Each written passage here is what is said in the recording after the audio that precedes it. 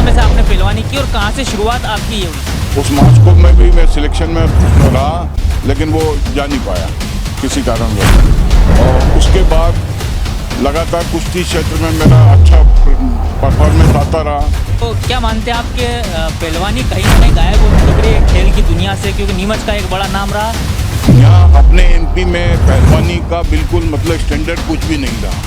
हमारे टाइम में जो हम पहलवानी करते थे तो नीमच में सीआरपी की टीम बराबर सेंट्रल टीम नीमच में रहती थी। समाज सेवा की बात की जाए तो क्या आप कभी ऐसा आपको नहीं लगा कि कहीं राजनीति ज्वाइन कर ली जाए?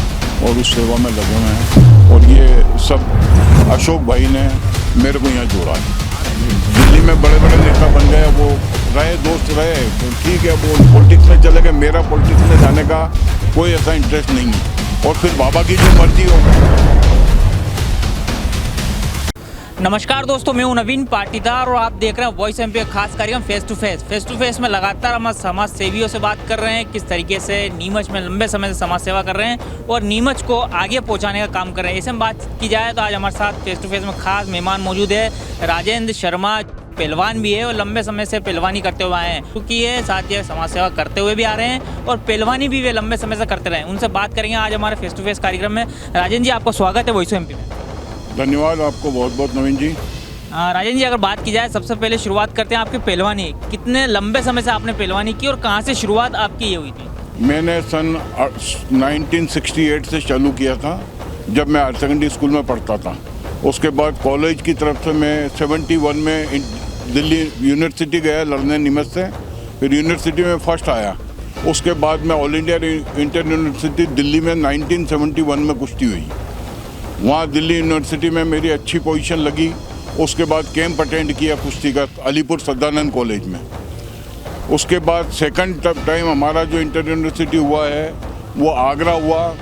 आगरा के बाद नेक्स्ट ईयर जो है हिसार हुआ। उसके बाद मेरठ इंटर यूनिवर्सिटी हुई। तो मेरठ इंटर यूनिवर्सिटी कंपटीशन के बाद हमारा कंबाइंड यूनिवर्सिटी का कैंप लगा। उसमें वर्ल्ड यूनिवर्सिटी को टीम जानी थी मास्को के लिए। उस मास्को में भी मैं सिलेक्शन में रहा, लेकिन वो जा नहीं पाया किसी कारणवश। और उसके बाद लगातार कुश्ती क्षेत्र में मेरा अच्छा परफॉर्मेंस आता रहा, तो मेरी इसी के कारण मेरी जॉब लगी पीएनटी डिपार्टमेंट में।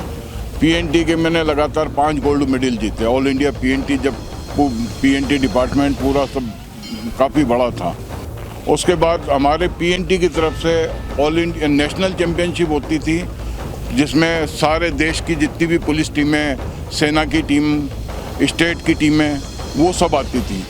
उसमें नेशनल में मैं मैंगलोर में सेकंड आया मेरे वेट में, और कॉमनवेल्थ से गोल्ड मेडल लाया था। रघुनाथ पवार उसको जीता, आनंद राय पहलवान को जीता, और दूधनाथ यादव को, बड़े बड़े पहलवानों को चित किया।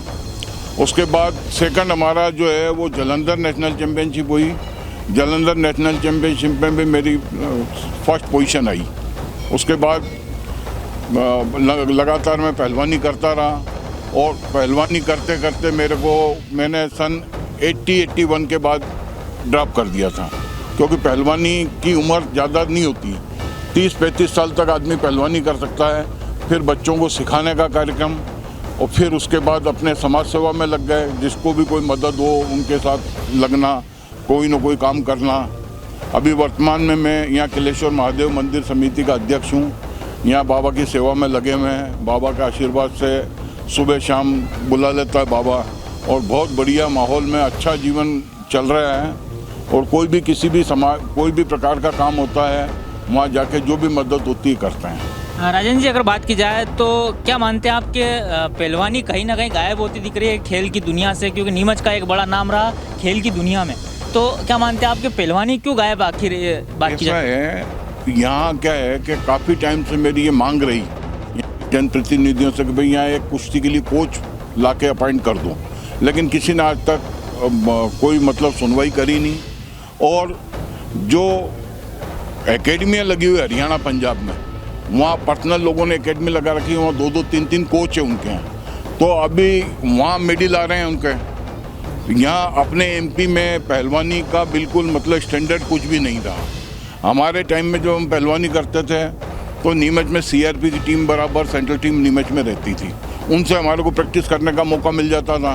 फिर जैसे प्रैक्टिस करनी हो तो दिल्ली चला जाता था मैं, गुरु हनुमान अखाड़े में, वहाँ पहलवानी करी, काफ़ी पहलवानी गुरु हनुमान अखाड़े में करी।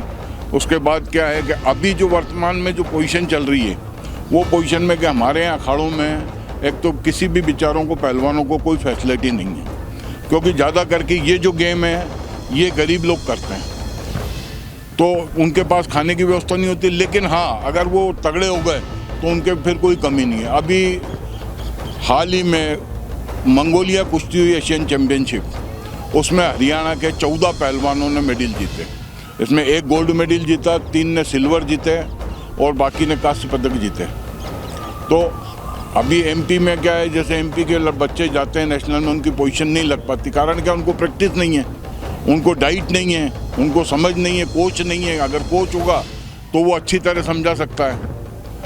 तो इसलिए क्या है कि यहाँ जो पहलवानी का स्टैंडर्ड है वो नहीं है, कोई भी जीरो है।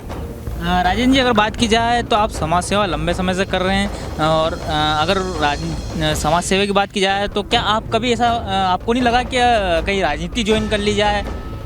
नहीं, राजनीति तो मेरा कोई इंटरेस्ट नहीं है राजनीति में। मैं तो क्या है कि बस ये अपने सेवा में लगे हुए हैं, भोलेनाथ की कृपा है अपने ऊपर पूरी, और उस सेवा में लगे हुए हैं। और ये सब अशोक भाई ने मेरे को यहाँ जोड़ा है।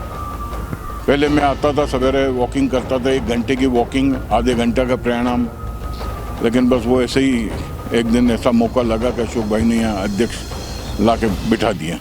भाई साहब, अगर बात की जाए अशोक जी, तो राजनीति में कई बड़े नेताओं की आपकी अच्छी रिश्ते हैं कई नेताओं से, तो कभी ऐसा लगा होगा मन में, कभी भाव आए होंगे कहीं ना कहीं, जब इतने अच्छे रिश्ते हैं तो एक बार जो पॉलिटिक्स ज्वाइन कर लिया जाए, किन बड़े नेताओं से आपके जो रिश्ते हैं? मेरे साथ के पहलवान हैं, जैसे पारस पहलवान है उज्जैन का, अपने वो ये क्या बोलते हैं इसको, तुलसी सिलावट मेरा साथी रहा, मेरे साथ कैंप में था सदानंद कॉलेज में। और अपने राजस्थान में कई नेता, राजेंद्र राठौड़ मेरा दोस्त है। ऐसे दिल्ली में बड़े बड़े नेता बन गए, वो रहे, दोस्त रहे, ठीक है, वो पॉलिटिक्स में चले गए। मेरा पॉलिटिक्स में जाने का कोई ऐसा इंटरेस्ट नहीं है। और फिर बाबा की जो मर्जी हो, अपन जहाँ खड़े हैं, कभी बाबा की मर्जी हो जाए, ठीक है, कोई बात नहीं, कल चलेंगे, क्या है। भाई साहब, ऐसा कोई पहलवानी में ऐसा कोई सीन आपको याद हो जब आपके अभी तक कभी दिमाग में रहता हो कि यार क्यों कुश्ती लड़ी और उस समय जो इस तरह का सीन अपने साथ घटना घटी थी, ऐसा कोई सीन याद है अभी तक आपके पहलवानी? नहीं, अब क्या है, पहलवानी करी ओरिजिनल और खूब कुश्तियाँ लड़ी। करीब मैंने 400-500 कुश्तियाँ लड़ी, और पूरे देश में, चाहे वो कटक हो, हैदराबाद हो, दिल्ली हो। दिल्ली में सबसे बड़ी कुश्ती होती भारत केसरी की। उस भारत केसरी दंगल अटेंड किया, महान भारत केसरी दंगल अटेंड किया, भारत कुमार में लड़ा, और अच्छे बड़े बड़े पहलवान। अब हमारे साथ के तो जो पहलवान हैं, अब वो तो सब मतलब यूँ मान के चलो कि 70 के दशक में चल रहे हैं, तो वो तो सब मतलब उनके बच्चे कर रहे हैं, वो एकेडमियाँ संभाल रहे हैं, अखाड़े संभाल रहे हैं। और यहाँ कोई ऐसी फैसिलिटी नहीं है नीमच में। क्या भाई साहब, अगर बात की जाए तो युवा आखिर इस पहलवानी से गायब होते क्यों, इस तरफ रुझान क्यों नहीं युवाओं का? वो तो युवा तो उनको फैसिलिटी नहीं है ना। अभी कोई कोच होगा तो वो उनको चालू कर देगा, उनको मालूम भाई। अभी जैसे ये कंपटीशन करा रहे हैं ये एमएमएम का, तो इस कंपटीशन को देख के युवाओं में जागृति पैदा हो जाएगी। कोई कंपटीशन भी तो नहीं हो पाता ना यहाँ। तो ये थे पहलवान राजेंद्र शर्मा जी, जिनसे हमने बात की फेस टू फेस में, समाज सेवा को लेकर बात की, साथ ही पहलवानी को लेकर बात की, किस तरीके से पहलवानी आखिर क्यों, नीमच की बात किया है तो ये खेल की दुनिया में बड़ा नाम नीमच का रहा, यहाँ से गायब होता दिख रहा है पहलवानी। उन्होंने एक बड़ी बात कही है कि यहाँ पर कोच की सुविधा नहीं है, नहीं तो कई युवा जो है इसमें अपना भाग्य आजमा सकते हैं। साथ ही अगर बात की जाए तो समाज सेवा को लेकर और पॉलिटिक्स को लेकर भी उनसे बात की, क्या कभी राजनीति में जाने का मूड है या नहीं है, तो उन्होंने इसका भी जवाब जो है हमारे फेस टू फेस में दिया। ये था अब तक का अपडेट। इस तरह का अपडेट के लिए बने रहे हमारे साथ। जय हिंद, जय भारत।